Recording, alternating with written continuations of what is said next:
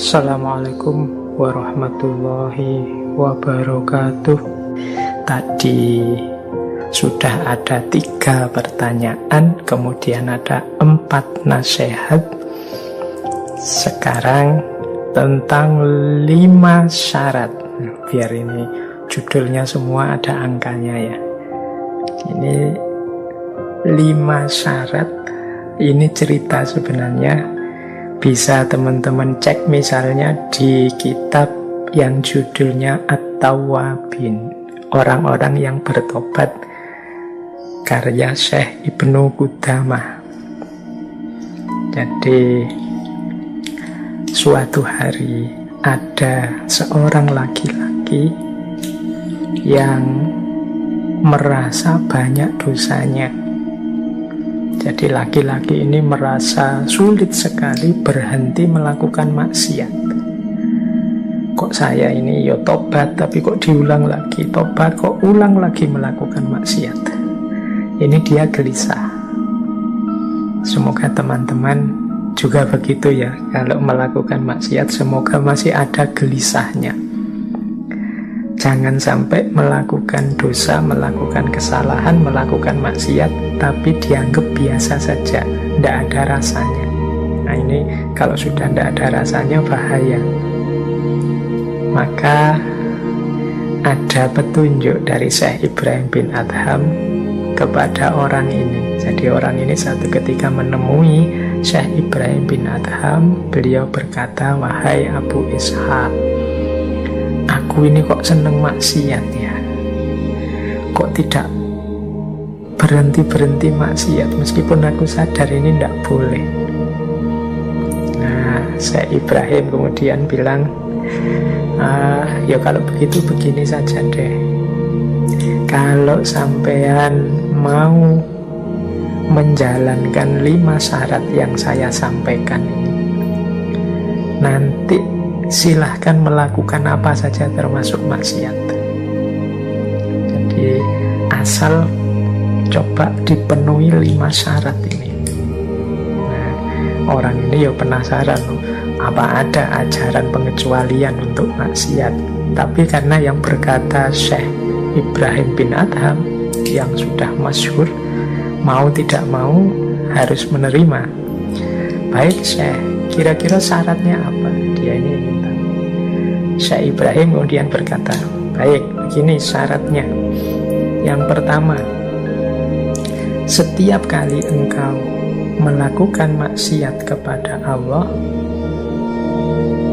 kamu harus tidak mau memakan rezeki dari Allah.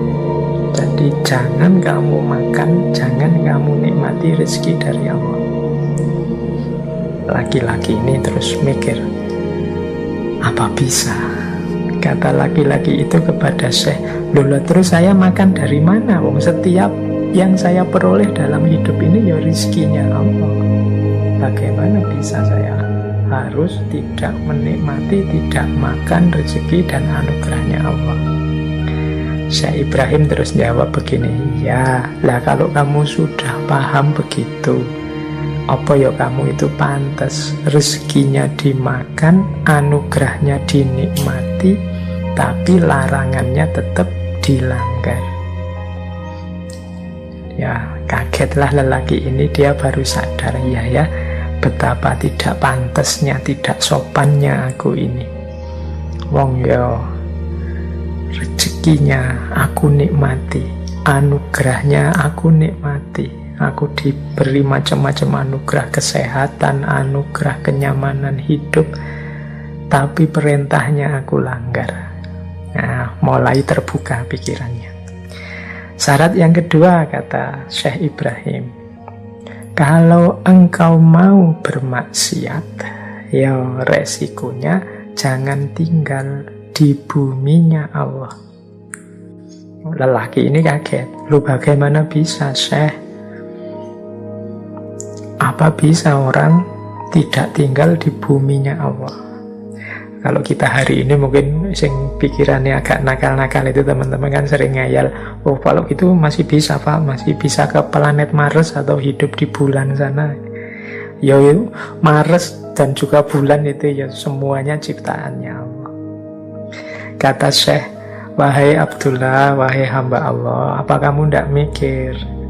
Kamu itu yo makan rezekinya, yo tinggal di tempat yang disediakan olehnya untuk kita, tapi kok masih asik saja melanggar larangannya. Itu mudahnya disediakan tempat tinggal, dijamin hidupnya, tapi masih tega kita melanggar larangan-larangannya. Nah, itu kan betapa kita ini tidak logis, tidak masuk akal, tidak ngerti kepantasannya orang hidup. Nah, tambah sadar lelaki ini. Yang ketiga, kata saya Ibrahim, nambah lagi karena tadi kan 5 syaratnya. Kalau engkau masih saja ingin bermaksiat, sekarang begini saja deh, cari tempat yang tidak terlihat oleh Allah.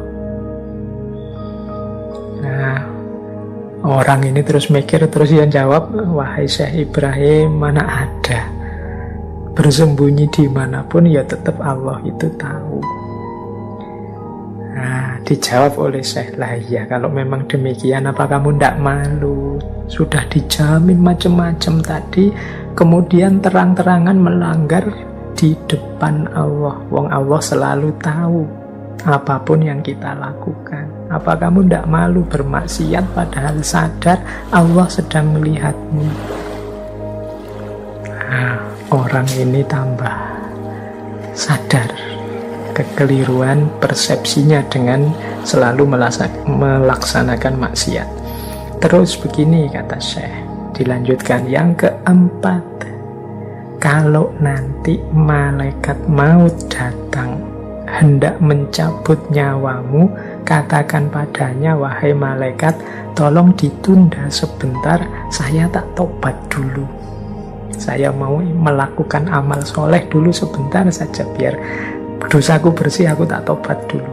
Nah, jadi orang laki-laki ini terus mikirnya, ya Syekh, ya tidak mungkin Syekh, mana ada malaikat maut menunda dan memenuhi permohonanku, tidak jadi mencabut nyawaku. Terus kata Syekh, ya kalau kamu sudah tahu begitu, lah mengapa kamu menunda-nunda untuk segera bertobat, segera tidak menjalankan maksiat lagi, segera beramal soleh? Bukankah ajal dan umur itu bisa datang tiba-tiba saja? Bagaimana engkau bisa tetap santai melakukan kemaksiatan-kemaksiatan? Terus kata Syekh, yang kelima, nanti kalau malaikat penjaga neraka menggiringmu untuk masuk neraka di hari kiamat, jangan mau dimasukkan neraka. Kamu ngeyel, kamu bantah dia. Laki-laki ini terus bilang, ya Syekh, wahai Abu Ishaq, ya pasti tidak bisa. Kalau memang hisabku membawaku ke neraka, pasti aku akan masuk ke neraka. Laki-laki ini semakin sadar sampai kemudian dia nangis. Cukup wahai Syekh, memang aku ini tidak tahu diri. Memang aku harusnya bertobat dari dulu. Harusnya aku malu dengan segala kemaksiatanku. Jadi ini mungkin pelajaran ya bagi kita semua, teman-teman yang mungkin sekali-sekali atau dua kali atau malah sering hidup kita diwarnai oleh dosa-dosa maksiat-maksiat. Pelajaran dari Syekh Ibrahim bin Adham ya, yang pertama, kalau engkau memang masih kukuh secara sadar melakukan maksiat, dosa, jangan makan rezeki dari Allah. Tidak pantas. Wong kita langgar larangannya kok kita masih menikmati dan meminta pemberian darinya. Yang kedua, jangan tinggal di buminya. Itu namanya tidak tahu diri. Wong kita langgar perintahnya kok kita masih tinggal di tempat dan fasilitas yang diberikannya. Kemudian cari tempat yang Allah tidak tahu. Ini juga semakin sulit. Di mana tempat Allah tidak tahu? Kalau kita tahu bahwa Allah senantiasa mengawasi, apa kita tidak malu kalau masih tetap melakukan maksiat? Dan yang keempat, kalau malaikat mau datang, minta waktu menunda sebentar untuk tobat. Dan ini pun tidak mungkin. Padahal umur itu datangnya tiba-tiba. Siapa tahu sedang asik maksiat, malaikat mau datang. Wassalam, kita akan ada di ranah su'ul khotimah. Apalagi yang terakhir. Jadi ketika nanti di akhirat kita sudah dihisab dan keputusannya masuk neraka, apa mungkin kita menolak? Kan tidak mungkin. Di masa itu sudah tidak ada remedi lagi, tidak ada perbaikan lagi. Jadi 5 syarat dari dari Syekh Ibrahim bin Adham ini penting bagi kita untuk menyadari, menghentikan perbuatan dosa, perbuatan maksiat yang kita jalankan secara sadar. Oke, untuk malam hari ini saya cukupkan sekian dulu. Mohon maaf kalau ada yang kurang berkenan, mungkin 1-2 kekurangan apa, mohon dimaklumi. Kalau ada kekhilafan, kealpaan yang teman-teman ngerti benernya seperti apa, ya silakan disampaikan.